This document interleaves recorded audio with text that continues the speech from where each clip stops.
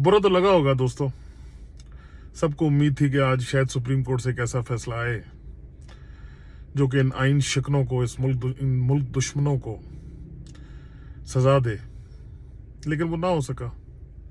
जो सुबह से मुल्क में हालात हैं वो आपने देख ही लिए हैं।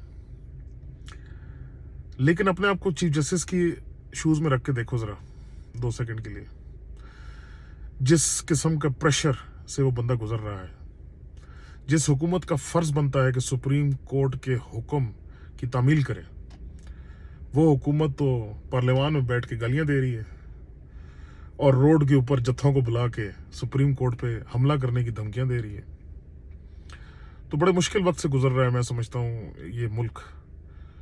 और इसमें जो हक और सच की जो आवाज़ उठाना चाह रहे हैं, वो उम्मीद का दामन नहीं छोड़ना दोस्तों, क्योंकि खान उम्मीद का दामन नहीं छोड़ रहा, वो लगा हुआ है।